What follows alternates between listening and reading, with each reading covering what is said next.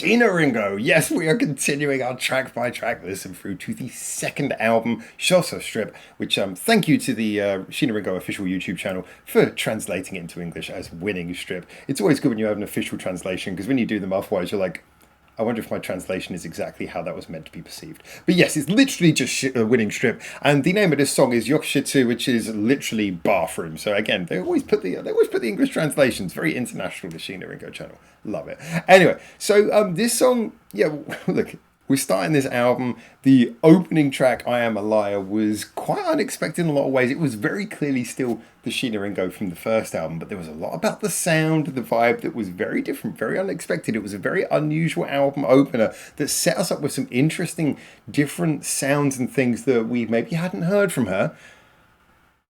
A lot of it was in the production, to be fair, but there was a lot of it which felt quite different. And then the song ended with a ba, ba, ba, ba. And, you know, I've got a big thing for albums where one song leads directly into the next. Just makes it a bit different when you're doing a track by track reaction, and then you've got to separate them. But in my head, before we press play on this one, I'm going to be thinking ba, ba, ba, ba, and it will come in. So join me for this. Anyway, I'm looking forward to this. Again, my expectations are really, I want the Sheena Ringo who I love from the first album, with the interest of seeing what that opening track, I'm a Liar, tells us about the rest of the album. Anyway, let's just listen to this. Ba, ba, ba, ba. Straight in with the EDM.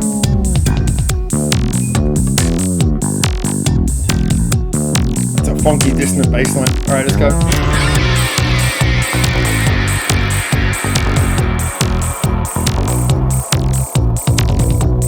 That's cool. A lot of squelchy production on this.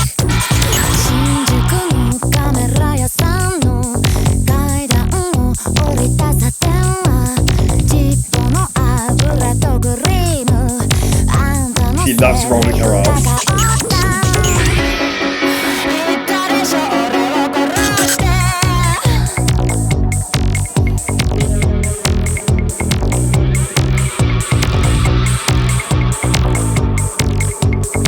These kind of old school EDM sounds going on here. That wild bass line.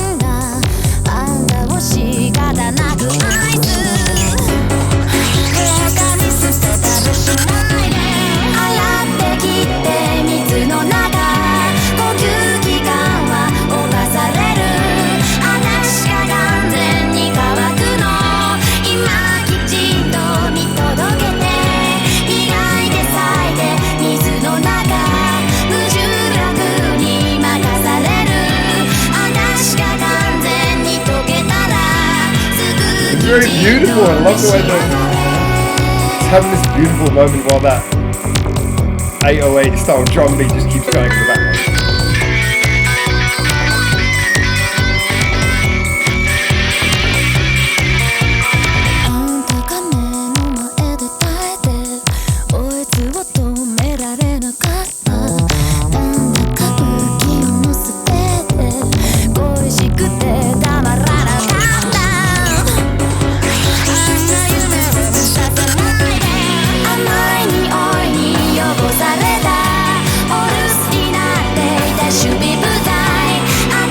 I love how unique and weird the tone of this is. Although it is reminding me, evoking memories. I'll let you know what in a minute.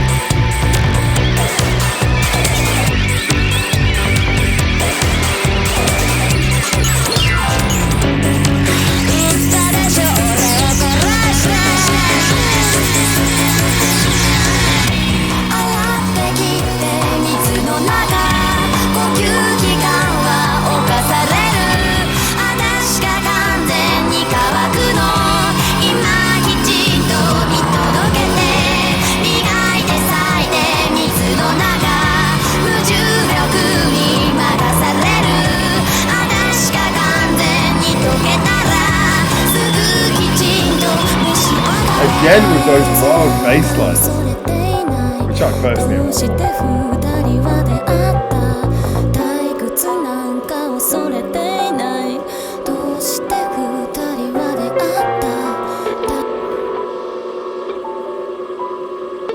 Again, breaking down to this kind of slightly creepy, dissonant ending. Not dissonant, like very sound effect heavy ending. Like the song kind of more falls apart than ends. And again, it feels like it's feeding directly into the next song. So definitely getting a lot of tonal ideas about this album now. I will say, obviously, one thing that we're going to get is this album is going to be very heavily compressed. I can already tell that. Yeah, okay, this is the second song, and this one, again, was very heavily compressed. Not sure if I'm a huge fan of that, but, you know, I can tolerate compression more than most people. And it must be said that around about, like, this sort of period around about the year 2000 in Japan, compression was a very big thing. I think it was worldwide, but in Japan, like, compression was getting really heavily used. So this is kind of in character with the sound of the time. But so, like I said, let's look past that, but it is an observation I felt I had to make.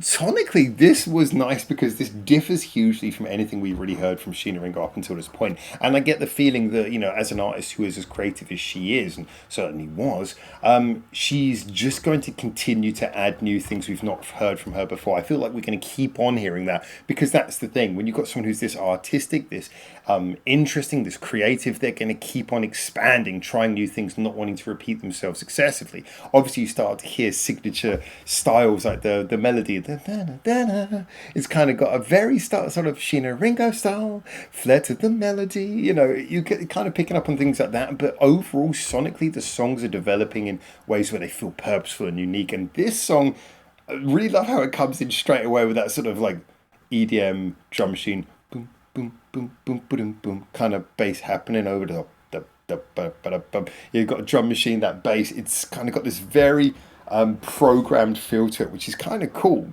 I'm assuming obviously the bass was actually played, but it's given that very 80s programmed synthesizer vibe straight away.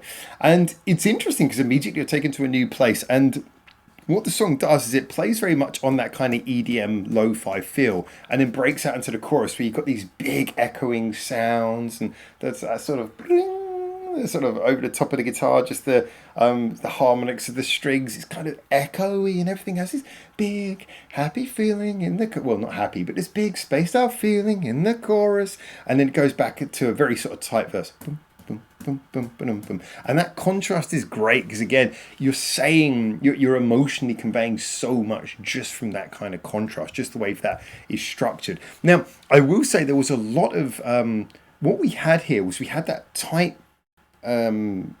programmed-esque beat, drum machine style beat, very tight bass, which occasionally did dissonant things, and then a lot of very guitar sound kind of stuff, you know, where the guitars are making these weird dissonant harmonics and these strange distorted sounds, and lots of reverb and echo all over the guitar, which I gotta say reminded me of two things. Sorry, gonna have to reference stuff that I grew up with here a little bit, but reminded me both a little bit of Garbage, the band Garbage, and also very much of like Graham Coxon and Blur. I know I bring up this band quite a bit. It's a band that I definitely, a band who actually I would say in a similar way to Sheena Ringo, one of the signature things is that they never felt like they repeated themselves. Always felt like they were expanding their style, trying new things. Each album was completely different. And they had certainly quite a few phases where they played a lot with noise and like sort of weird electronic sounds, and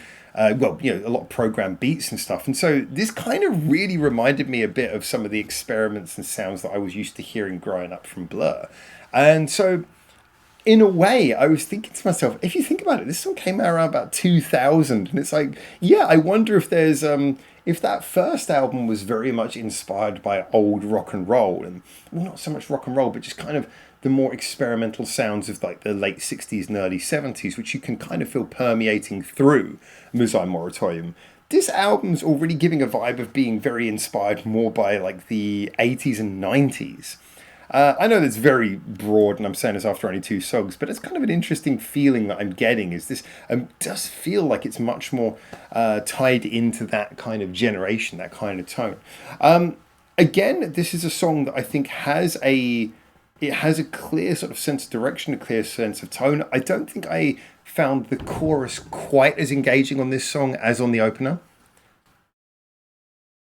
But yeah, this was more of a repeat kind of chorus. But I think overall, this song did definitely feel like it was benefiting a lot from the bizarre contrast between the more lo-fi bits and the bits where it became more big and melodic. Those sort of nice back and forth moments. So I don't know how to word that, but the back and forth that happening between the verse and the chorus, the more stripped back bits and the bigger sounding bits, really kind of gave this sort of very interesting atmosphere that for me, I really enjoyed. So far, 2 tracks in, I would say the word that I would most use for this album so far would be a mixture of certainly interesting and experimental. I feel like there's a lot of experimenting going on here.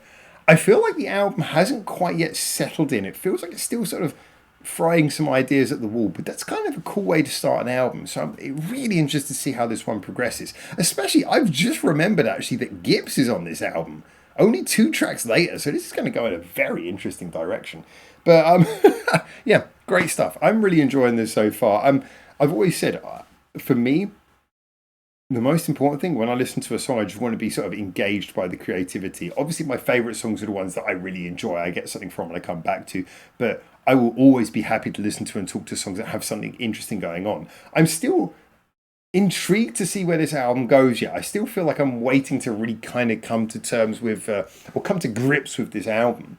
And yet, at the same time, I'm actually very engaged by it. I'm very excited to move on to our next song. Our next song, Excuse to Benkai Debussy. I'm very excited to move on to that. So this is kind of cool stuff. Yeah, I'm really intrigued by this. I'll speak about it more as we go on, but this is a cool album.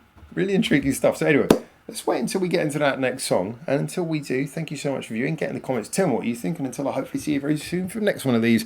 For now, ciao, ciao.